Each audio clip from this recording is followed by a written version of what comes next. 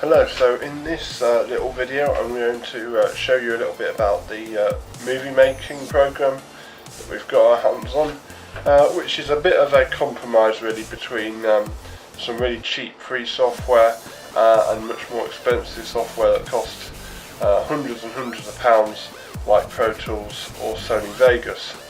So the program we're using is this program called NeuroVision 12.5 or 2014, which is what Mike Harris has got. It's a little bit more updated, and it's a linear video editor. So I'm going to flip over onto the screen behind me, show you a bit of what I've done so far, and then explain a bit about the tools so that you're set for editing the video next week.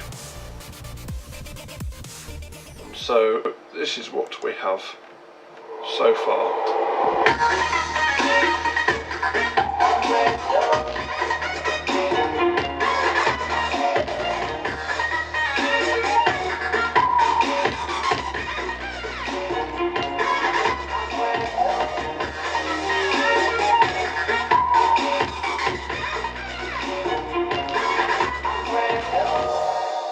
Morning, guys. Right, hello, so I'm going to give you a bit of a tutorial around this thing, and as I said, it's a multi-track video recorder, video editor software, which means that there's video 4 up here, cutaways, Sony camera, which is the big black camera we're using, and then the mini camera, and all of those are effectively layers, a bit like in a publisher document, and only there's an extra dimension, which is time, and I can move it around and I can rotate it backwards and forth and overlay it just like you would in a word processing document. I'm going to put that back where it was. So if I give you a bit of a tutorial, at the bottom here we've got the distance slider, and you basically just use it to zoom in and out of the clips at its largest scale. It's very good for fine editing, so if you've got a little click to get rid of as we start the shoot, that's an ideal thing, and you can just draw it back to see the wider picture of the film. And there we have a much wider view of the timeline. We can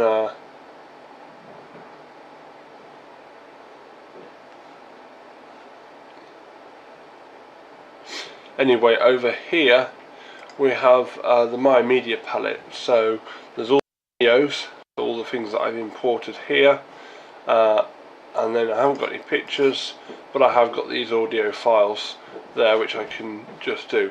And with any video here, it's as simple as clicking on it, holding down the left key and just dragging it into one of the places on the timeline. If it doesn't fit, then you can drop it into a place like that and it will cut it down to size automatically. With the effect palette it works similar. You can take any effect from this selection here, they're divided into categories, and apply it to any clip. So I'll apply this one to this clip of here, and if I put the airbrush up really high, it makes the image really kind of cartoon like. If I take it away, then it doesn't, and it's just nice to soften the edges. So that's just one example of how to add effects. These effects, all of them are adjustable with the selection down on the side here, and some of them have keyframes, by which it means that you can set, I'll zoom back in a bit, it means you can have the setting different at the start and at the end of each clip. So for the airbrush I could have the intensity at 0 for the start of the clip and at 4 at the end, and it would fade in between down the length of the clip. and I can just press the delete button there to get rid of it. On a lot of these video files I've been adding low pass and high pass, and the low pass allows various frequencies below the selected hertz to go through, and the high pass does the opposite, and it allows a certain amount of frequencies above the figure here selected to go through, and by doing that it kind of cuts out unwanted noise. So if I go to the clip that I think is most demonstrates this most of all, is when Mike was speaking at the very start. We had the air conditioning on, and as a result it was getting a bit noisy. So I'm going to play this clip with the high pass and low pass cuts on and this noise reduction. Thanks for coming. I really appreciate that you're busy at the moment thinking about the Easter service, but what I really want to talk about today is the real meaning of Easter. Now if I take those off and just disregard them, it sounds like this. Morning guys, thanks for coming. I really appreciate that you're busy at the moment. As with Maker and a lot of programs, I've got the opportunity to fade out the audio here and fade it in. It's very simple, and then you can just take this little tab and increase or decrease the fade time, and again forget the output as well. If you want to blend between things, crossfade and addictive blend are really the only two that we should really be using, because all these effects are just a little bit too jazzy for this kind of film. The addictive blend or additive blend is really it just merges both images together at the central point, and it means it gives this quite light effect. So let's have a look at that. Yes.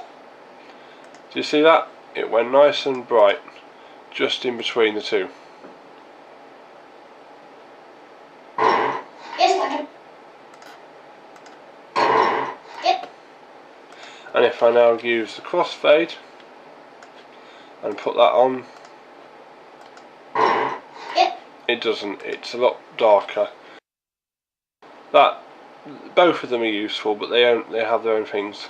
In the timeline, I've lined up various cutaways, little images that don't have any talking in them at all, along this top bar, and then the bar below and the bar below that are the camera feeds, and I've lined it up in such a way that there might be multiple takes, all successful, of one clip. So here's the starting lines. Yes, I've been thinking about this. Oh, I haven't got the audio on that one. Story. I've been looking at the Easter story. I am looking at the Easter story. It's a wonderful opportunity to share the good news. So the idea is we can just select what camera angle we want from these, And what Jesus has achieved. and what take we want to use. I agree, one could. So I'll just pause that. While I was at that, I just remembered all of these kind of things down here, and of course there's an audio layer for each of the video layers, and you can basically choose not to display that layer just simply by clicking on this button, and you can choose not to display the audio by clicking on that button. You can also view the waveform by clicking on this button here, and it will show there when it comes up in a minute the waveform of that bit of audio. It does take a bit of time to load, but it is quite useful just to see the shape. You can use it for synchronization and other things.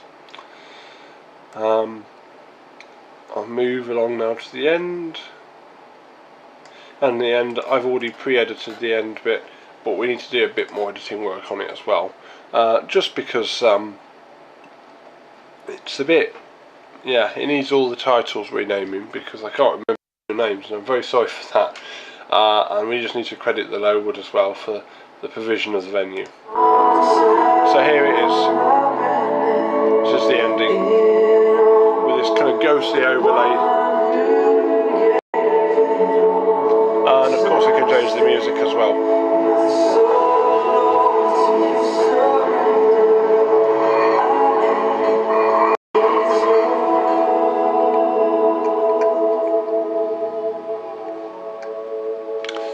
and we're definitely going to have an outtakes. I got a penny! Penny! Yay! I got a penny! That makes me laugh, and it will hopefully make the adults laugh as well. And if we can get their attention, that's exactly what we want. So basically, at the moment we've got 11 minutes 25 seconds of video there. I'm going to try and get it down to 5 minutes next week, just by selecting what clips we want. It is going to be tricky at times because we're going to need to take some of these clips, and I don't know if I've got an example somewhere lined along up here of where we can blend one clip into the next. This might be one of them. That was totally awesome! Mike. Here's an example of two clips that are of the same cut or the same shot, and as a result I've lined them up on top of each other and they should be completely simultaneous. If I put the opacity down to say 40%, I can adjust how much of the bottom layer, which is this layer here, shows through, and if I play them it should work in complete synchronization. And by His grace we are saved, forgiven, are made righteousness, are redeemed, restored, and receive life abundant. Who does want to hear the good news?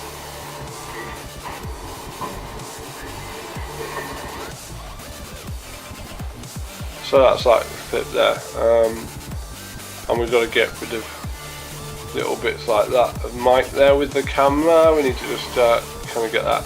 It's not his fault he's there. Just to get that nice shot, he had to stand in that particular position. So anyway, that's a bit of an overview of this software and stuff.